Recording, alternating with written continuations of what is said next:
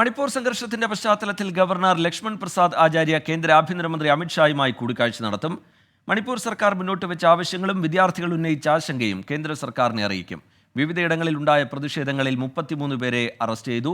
മണിപ്പൂർ സർവകലാശാലയിലെ എല്ലാ പരീക്ഷകളും മാറ്റിവെച്ചിട്ടുണ്ട്. അച്യുതൻ വിവരങ്ങളുമായി ഡൽഹിയിൽ നിന്ന് ചേരുകയാണ്. അച്യുതൻ, പുതിയ വിവരങ്ങൾ എന്താണ് അച്യുതൻ?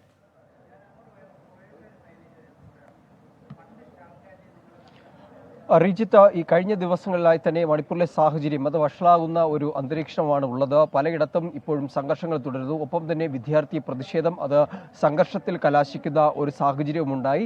ഇതിനെല്ലാം ഒടുവിലാണ് ഇപ്പോൾ മണിപ്പൂർ ഗവർണർ ലക്ഷ്മൺ പ്രസാദ് ആചാര്യ കേന്ദ്ര ആഭ്യന്തരമന്ത്രി അമിത്ഷായുമായി ഒരു കൂടിക്കാഴ്ചയ്ക്കായി ഒരുങ്ങുന്നത്. ഇതിൽ പ്രധാനമായും 2 ആവശ്യങ്ങളായിരിക്കും ഗവർണർ ആഭ്യന്തരമന്ത്രിയെ അറിയിക്കുക. അതിലൊന്ന് മണിപ്പൂർ സർക്കാർ മുന്നോട്ട് വെച്ച ആവശ്യങ്ങൾ. അതിൽ പ്രധാനപ്പെട്ടത് കേന്ദ്രത്തിന്റെ ഇടപെടൽ അത് സംസ്ഥാനത്ത് ഈ സമാധാനം പുനഃസ്ഥാപിക്കുന്നതിന് വേണം എന്നൊരാവശ്യം.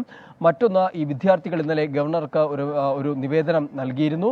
അതിൽ വിദ്യാർത്ഥികൾ പങ്കുവച്ചിട്ടുള്ള ആശങ്കകൾ അത് ആഭ്യന്തരമന്ത്രിയെ അറിയിക്കും. തുടർന്ന് ഈ കേന്ദ്രത്തിന്റെ ഇടപെടൽ ഈ വിഷയങ്ങളിൽ വേണമെന്നുള്ള ഒരു ആവശ്യമായിരിക്കും ഗവർണർ മുന്നോട്ട് വയ്ക്കുക. ഇതിന്റെ ഭാഗമായി ആയിരിക്കും അദ്ദേഹം ഡൽഹിയിലെത്തുക. നിലവിൽ അദ്ദേഹം ഗുവാഹട്ടിയിൽ തുടരുകയാണ്. അദ്ദേഹത്തിന് അധിക ചുമതലയുള്ള ഒരു സംസ്ഥാനം കൂടിയാണ് അസം.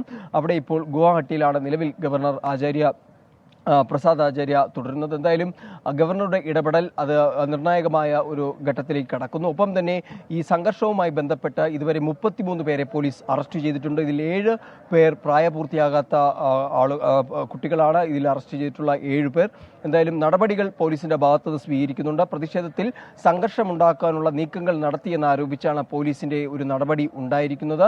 നിലവിൽ കൂടുതൽ സേനയെ സംസ്ഥാനത്തേക്ക് അയച്ചതായും കേന്ദ്രം അറിയിച്ചിട്ടുണ്ട്. അങ്ങനെ നിർണായകമായിട്ടുള്ള ഇടപെടൽ ഒരു ഭാഗത്ത് ഇതുമായി ബന്ധപ്പെട്ടുണ്ടാകുന്നുണ്ട്. ഒപ്പം തന്നെ ഈ പരീക്ഷകൾ നിലവിൽ മാറ്റിവെച്ചിരിക്കുകയാണ്.